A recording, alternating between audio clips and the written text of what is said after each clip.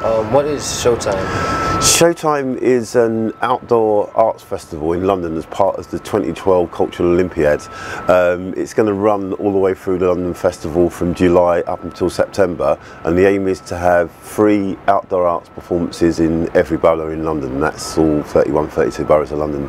I'm particularly interested in the role of film, because I think in London we've got an amazing array of different cinemas and people are really interested in film, and I think what we're really excited about is those kind of pop-up screens, things which just happen once, like on the top of a car park, in an allotment, down the high street, in a park. The more imaginative people can be about where they want to show a film and get their friends and families together, bring a cushion, get some food and go to the flicks together in London. I think that's what we're trying to aim for over the summer.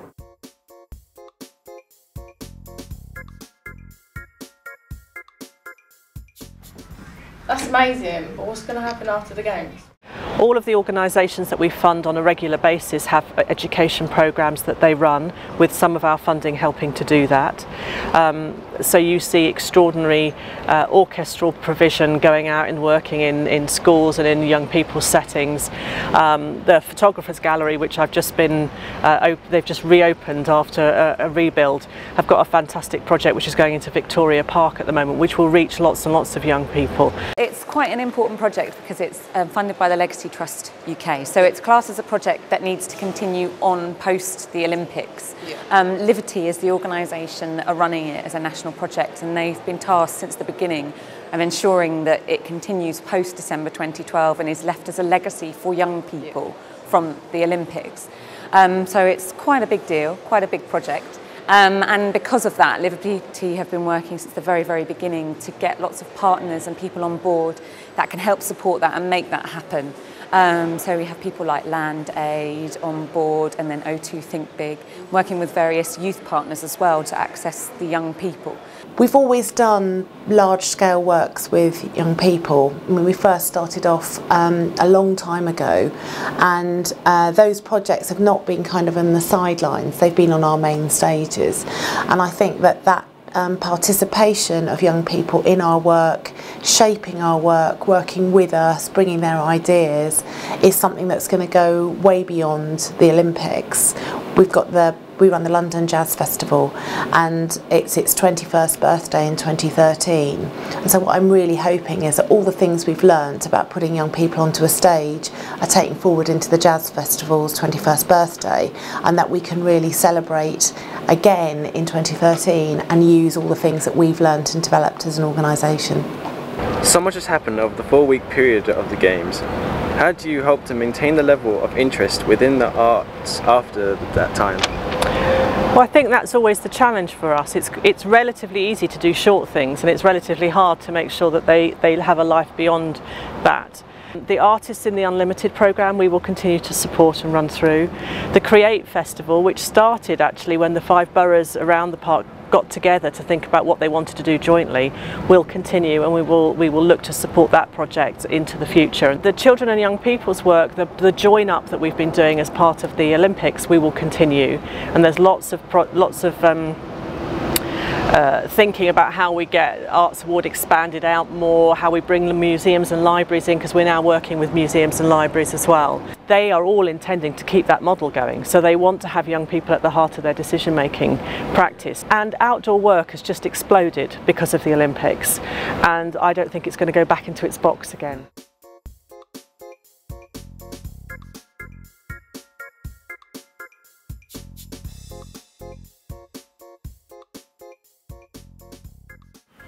So basically, personally, I think that for us as art students, the main point and the main thing that we find out that we're not on our own, that there's a people actually to help us, to direct our whatever we want to do, or is dance, is it singing.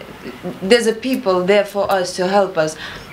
One of them like to find a space which is like somewhere to, the other ones to support us at Art Council. So we found out about that, and so it's probably much easier to follow the dream now.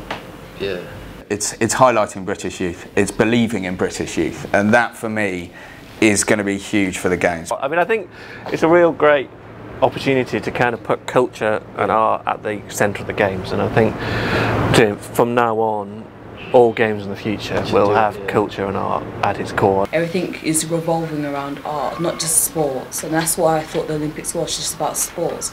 And for me, when I first heard about the Olympiad and just being about sports, I just got bored. But when I learned it was about art and all those things I liked, I became more interested in it. It added more depth to it. The Olympics coming to London does three things in my mind.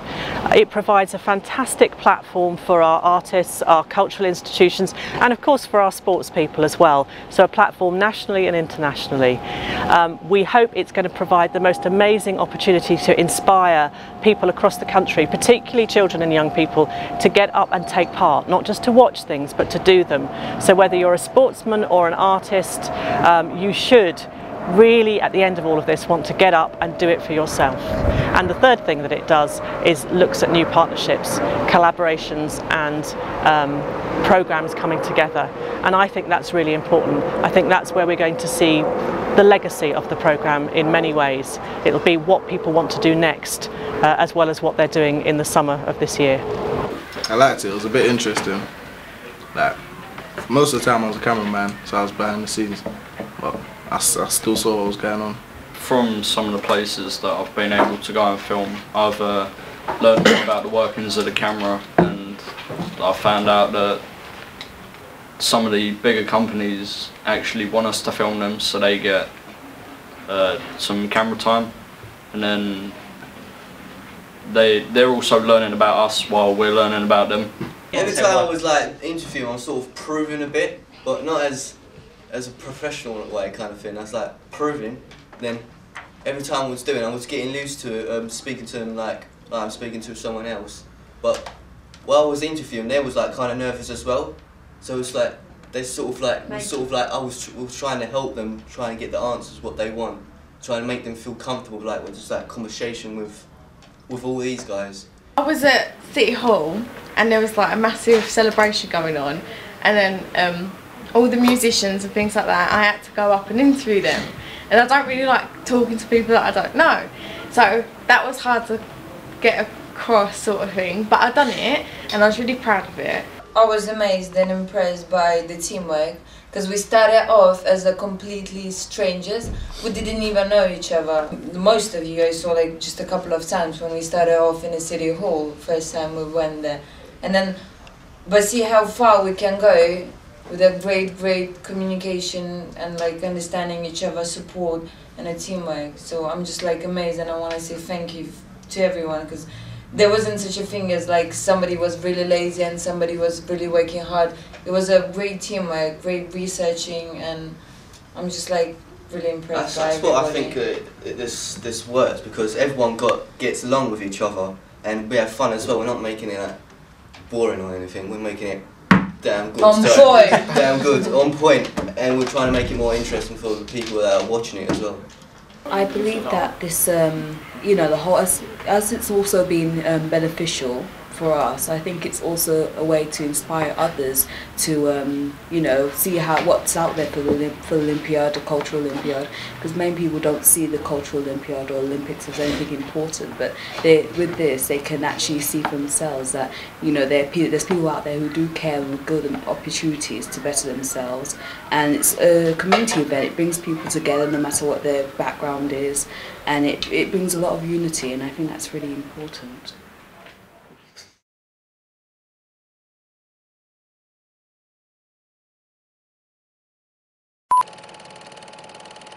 Okay, ready? Psych yourself up.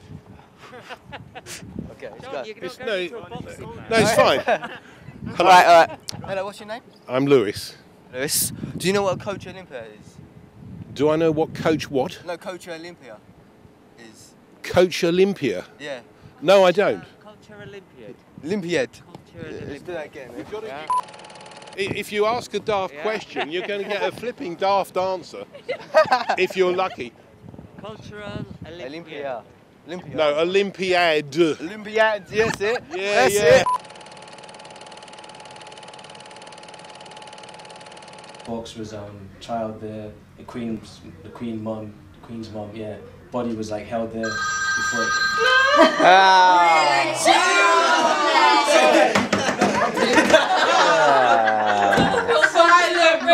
Honestly, I shouldn't be here today. I was really good. Can we start again? Yes, I did. I gained my confidence so much. It was like when I was interviewing, I was a little bit scared sometimes because I thought, oh shit at it. Oh, sorry.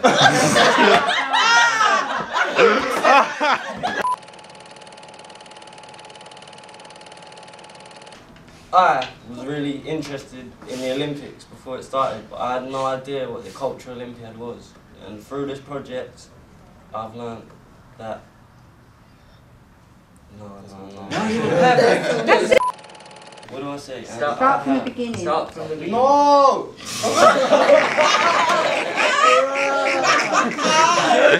That was genuine pain.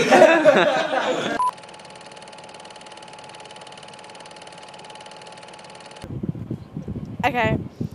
Do you know what the Cultural Olympiad is? Pick one again. The Cultural Olympiad? No, I don't know. Je comprends pas, mais on est bien ici à Londres. Je peux parler français, oui.